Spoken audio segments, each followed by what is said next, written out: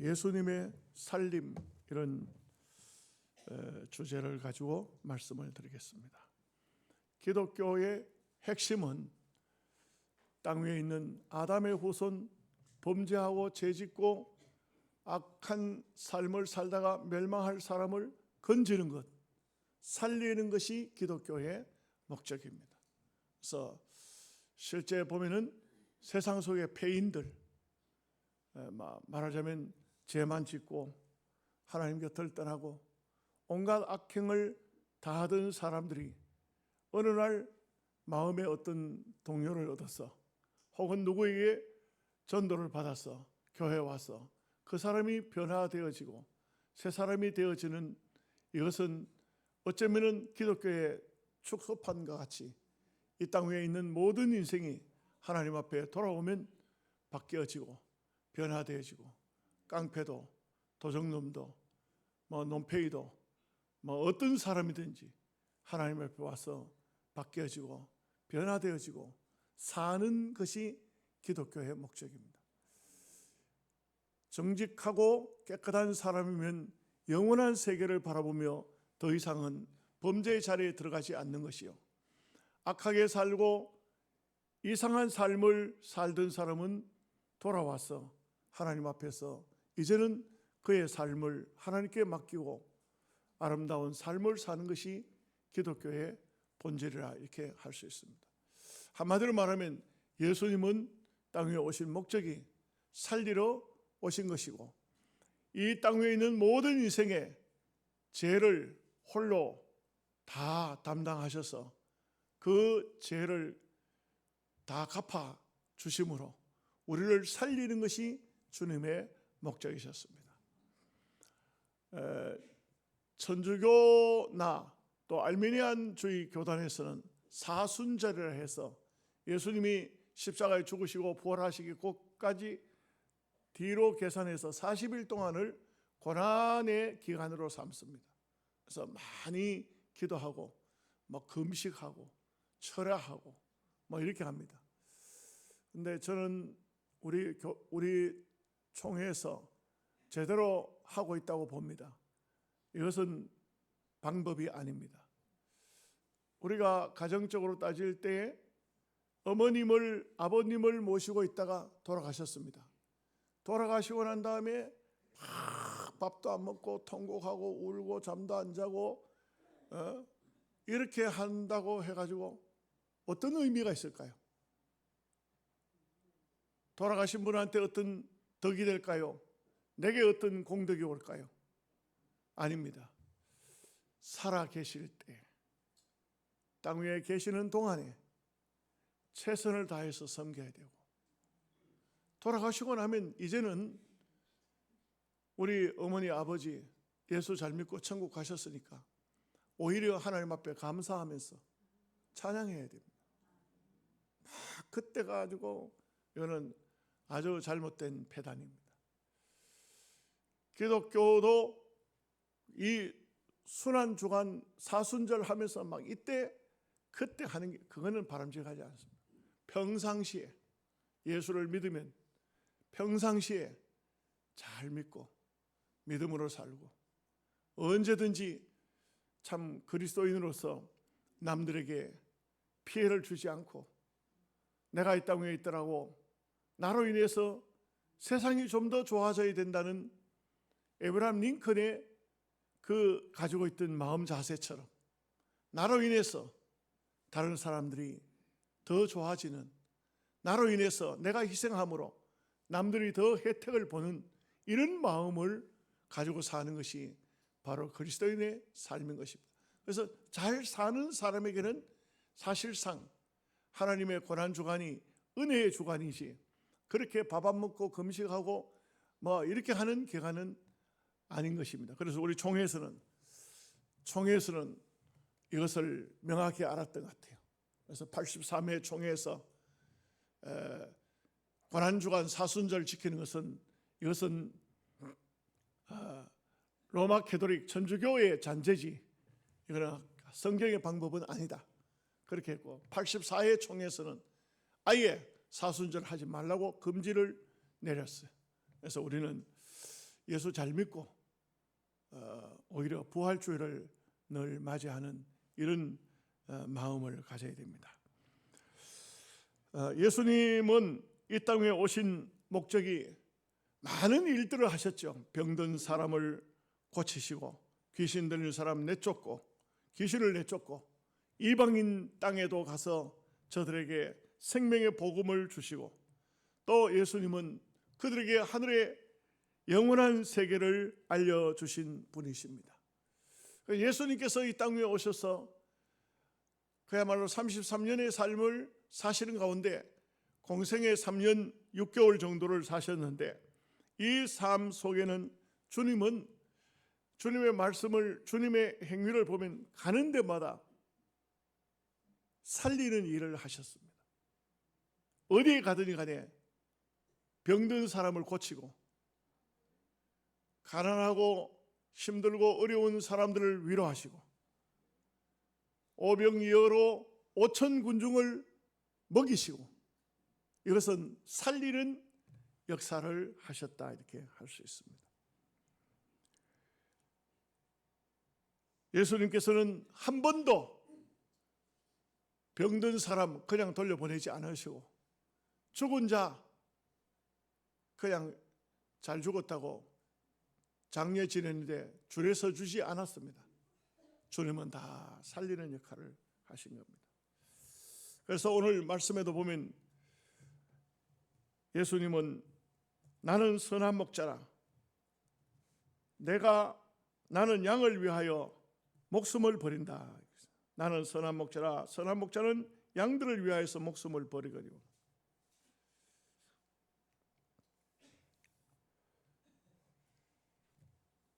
15절 말씀 보면 아버지께서 나를 아시고 내가 아버지를 아는 것 같으니 나는 양을 위하여 목숨을 버리노라. 그러니까 자기를 버린다는 말씀이 몇 번이나 나옵니다. 17절에 내가 내 목숨을 버리는 것은 버린다는 거예요. 예수님이 자기를 버려서 우리를 산 겁니다. 우리의 죄값을 주님이 치루어서 우리를 영원히 살리는 것입니다. 그렇기 때문에 예수님은 한마디로 말해서 예수님은 살리는 자. 예수님은 살리기 위해서 오셨고 우리를 살리기 위해서 본인이 죽으셨고 우리를 살리기 위해서 예수님께서는 여러 방면에서 사는 방법을 말씀해 준 것입니다. 자, 오늘 말씀 몇 가지를 생각해 봅니다. 첫째는 예수님의 십자가는 만 인류를 살리는 하나님의 방법이었습니다. 로마서 5장 7절에서 8절 말씀에 의인을 위하여 죽는 자가 쉽지 않고 선인을 위하여 용감히 죽는 자가 혹 있거니와 우리가 아직 죄인 되었을 때 그리스도께서 우리를 위하여 죽으심으로 하나님께서 우리에 대한 자기의 사랑을 확증하셨느니라. 우리 인류가 아담 이후 모든 인생은 땅 위에서 범죄를 저질렀습니다. 아담의 피가 다 흐르고 있습니다. 죄를 짓지 않는 사람은 아무도 없습니다. 이 땅 위에 살고 있는 모든 인생은 다 죄인입니다. 죄인은 다 아담 때문에 망해야 맞습니다. 아담 때문에 멸망당할 수밖에 없습니다. 이 땅 위의 인생을 구원하시기 위해서는 죄값을 누군가가 치러야 됩니다. 그런데 이 땅 위에 살고 있는 우리 인생은 그 죄값을 치를 만한 능력이나 건세가 없습니다. 그 값을 모든 인류 만 인류의 죄를 갚을 만한 값을 지불할 사람이 없는 것입니다. 하나님이 인간의 몸을 입고 땅 위에 오셔서 오신 그분이 바로 하나님이 인간의 몸을 오신 그분이 예수님이시다. 그분이 십자가 위에서 죽어주셔서 우리의 삶을 우리의 생을 살도록 하셨다 이거죠. 십자가는 예수님의 살림의 법칙입니다. 바울이 고린도 전서에 보면은 그런 말씀을 하고 있습니다. 하나님이 세상을 살리는 방법은 아무도 몰랐다. 천사도, 하늘에 있는 천사도 몰랐다. 십자가라는 것은 유대인들은 꺼리는 것이고 헬라인은 미련한 것이로되 우리에게는 바로 십자가, 하나님이 백성을 살리는 십자가였다는 것입니다. 예수 그리스도를 믿으면 만 인생 인류는 살린다 이거죠. 예수님 한 분이 죽어서 인류가 산다는 것입니다. 여러분, 한국에 외국 여성들이 많이 들어와 있죠. 필리핀, 베트남, 중국 등지에서 저 동남아 지역에서 많이 들어와 있습니다. 이분들이 들어온 목적은 여러 가지가 있겠지만 대체적으로 보면은 이분들은 한국에 들어올 때 한국에서 총각들이 결혼하면서 결혼 집착금을 줍니다. 조금씩 차이는 있겠지만 평균 한 3천만 원 정도 준다고 합니다. 그런데 이 3천만 원이면 동남아에서는 한 가정이 완전히 회복되는 것입니다. 이 가난을 대로 물려받는 사람들이 있습니다. 가난을 대로 물려받으면 아무리 노력하고 힘쓰고 애써도 가난을 벗어날 수가 없습니다.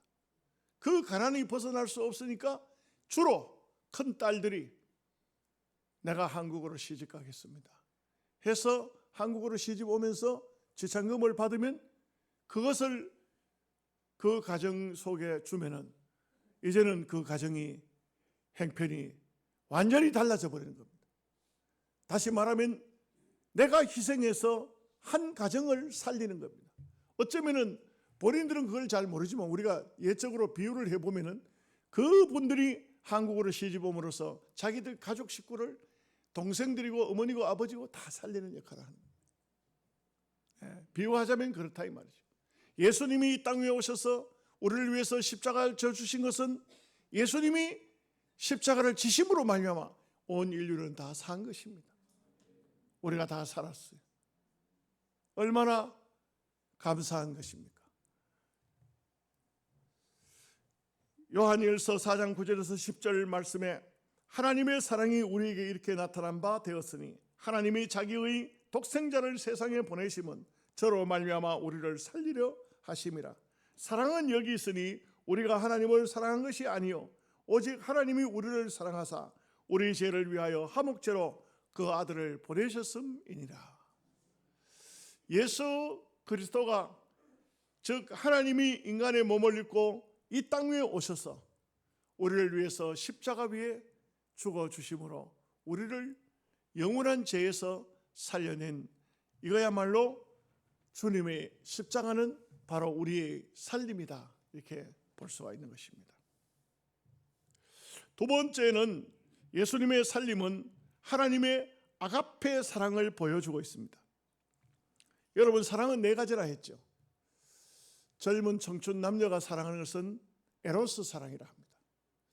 그런데 이제 친구들과도 다윗과 요나단처럼 서로 정말 친구지만 목숨을 아까워하지 않을 정도로 서로 아끼고 서로 위해주는 이것을 그냥 우정이라 하지 않고 그것을 사랑으로 표현해서 필레아라고 합니다. 필레아 사랑이라 합니다. 그 히브리인들은 그렇게 했어요. 필레아 사랑이라 했어요. 가족의 사랑, 부모가 자식을 사랑하고 자식들이 부모를 아끼고 사랑하고 하는 것을 스톨게 사랑이라 합니다. 이런 사랑들도 다 사실 귀하지요. 그런데 아가페 사랑은 어떠냐?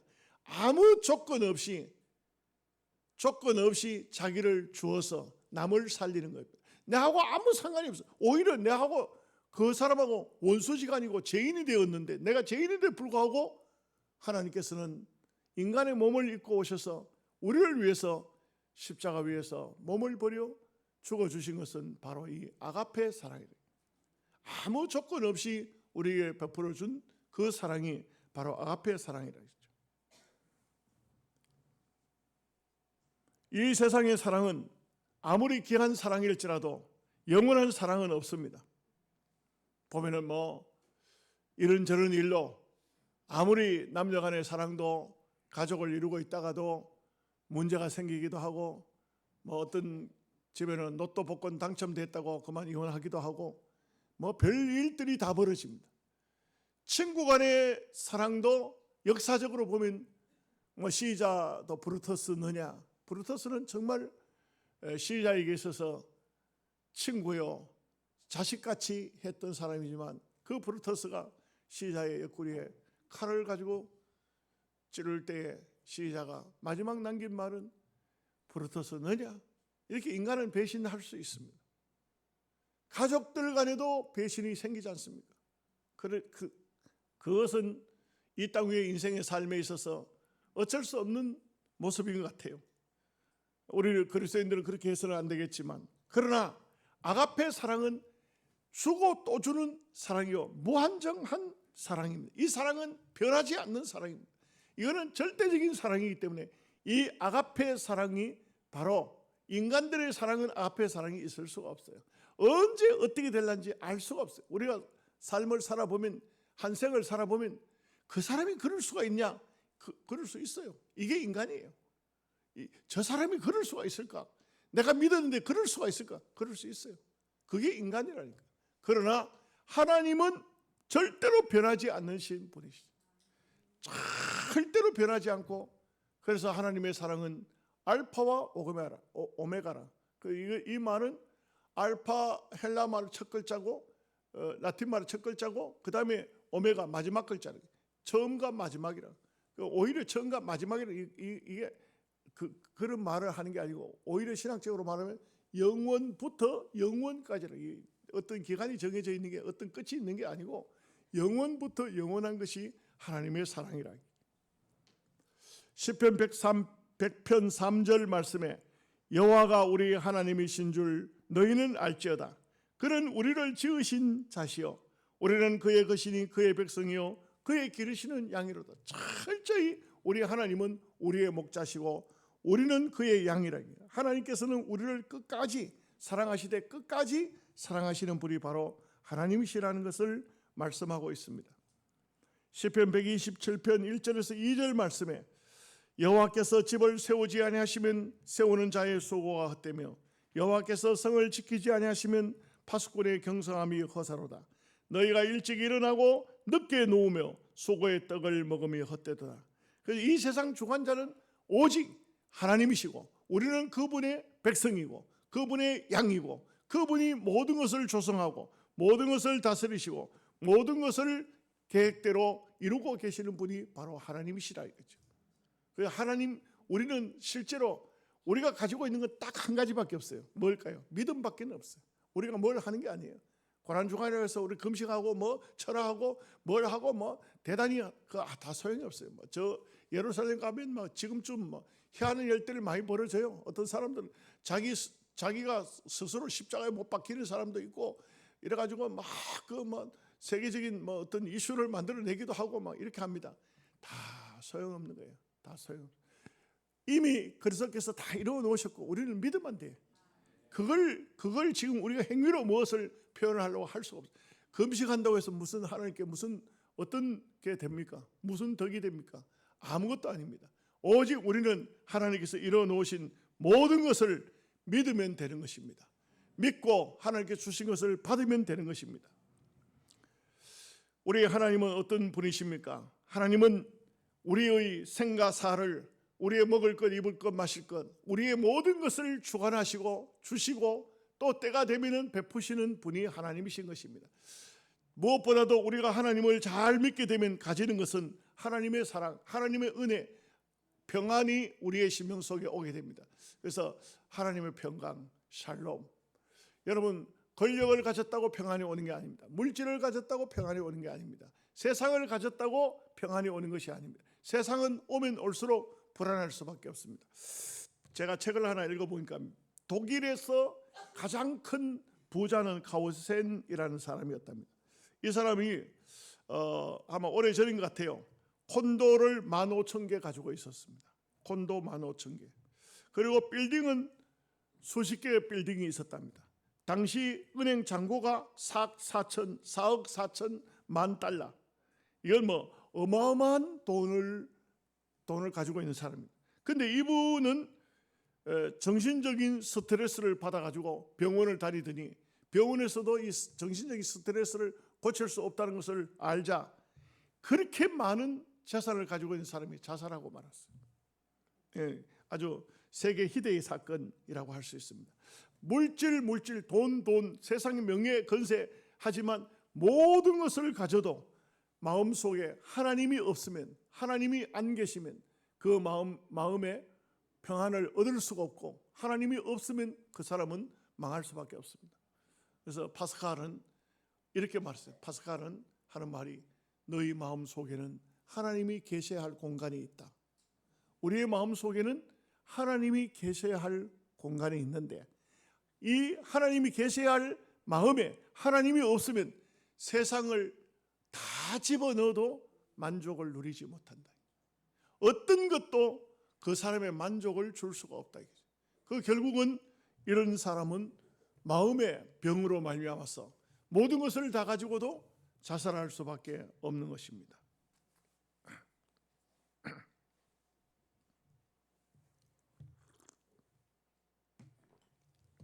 세 번째, 예수님의 살림은 양을 위하여 자기를 버리는 것이라 이렇게 말씀하고 있습니다. 15절 말씀, 아버지께서 나를 아시고 내가 아버지를 아는 것 같으니 나는 양을 위하여 목숨을 버리노라, 이렇게 말씀했습니다. 여러분, 참 양을 위해서 목숨을 버린다. 그 홀로코스트 있죠. 세계적인 유명한 2차 대전의 전시관이라고 할 수 있겠죠. 홀로코스트. 여기에 앞에 가면 동상이 하나 있다고 합니다. 저는 가보지를 않았어요. 앞으로 언젠가는 가볼 수 있을런지 모르겠습니다. 그 동상이 하나 있는데 어떤 여자분이 아이를 하나 안고 있는 동상입니다. 이게 어떻게 된 거냐? 폴란드 이야기입니다. 이 폴란드에서 그 세계 제2차 대전 때 유태인 학교 나오는 학생 아이들 중에 유태인에게는 노란 별을 가슴에 달도록 했습니다. 이 별이 바로 이스라엘의 그 다윗을 상징한 다윗 국기를 상징하는 거거든요. 우리로 말하면 나라의 국가를 표시하는 태극기와 똑같은 거예요. 가슴에다 노란 별을 달도록 했어요. 노란 별이라는 것은 요시차라 이거죠. 어느 날 독일 병사가 이 학교 교정에 뛰어들어왔어요. 그리고는 유태계 아이들을 잡아가는 겁니다. 그런데 그 반에 유태계 아이가 한 명이 있었어요. 그 아이가 그 군인을 보고 너무너무 두려워 떠니까 선생님이 품에 안았어요. 그러니까 이 독일 병사가 그 아이를 내놓으시오. 안 됩니다. 이 아이는 내 아이 때문에 내놓을 수 없습니다. 그러다면 당신도 죽을 수 있어. 그런데도 내놓지 않습니다. 이 독일 병사가 그만 총을 꺼내서 쏴서 선생님과 아이가 함께 죽은 것입니다. 그래서 세월이 흐르고 난 다음에 그 폴란드 초등학교의 선생님의 동상을 이 아이와 함께 이 전시장 앞에다 세워놓은 것입니다. 이것은 학교 선생님이 아이들을 아끼는 그게 바로 또 목자의 심정인 것입니다. 바로 예수 그리스도의 정신인 것입니다. 이렇게 함으로써 한 명의 동상이 서 있는 이 여선생님의 이름이 그때부터 소문이 나서 코르자크라는 선생님의 이름이 세계적으로 참 목자상을 보여주는 선생님의 동상이 되었던 것입니다. 진정한 참 목자라면 양을 위해서 자기 목숨도 아끼지 않는 것입니다. 목자는 양떼를 몰고 목초지를 찾듯이 그야말로 자기 양을 위해서 자기의 온 생애를 다하는 것이 목자의 참모습이죠. 예수 그리스도는 바로 이 땅 위에 오셔서 오늘 우리 하나님의 잃어버린 양들을 위해서 생명을 다하고 목숨을 다해서 우리를 위해서 십자가를 져주신 것이 바로 이 순환주간 종려주일인 것입니다. 우리가 그리스도를 생각하면서 우리의 삶을 좀 더 경건하게 아름답게 믿음으로 승리할 수 있기를 주님의 이름으로 축복합니다. 아멘. 기도하겠습니다.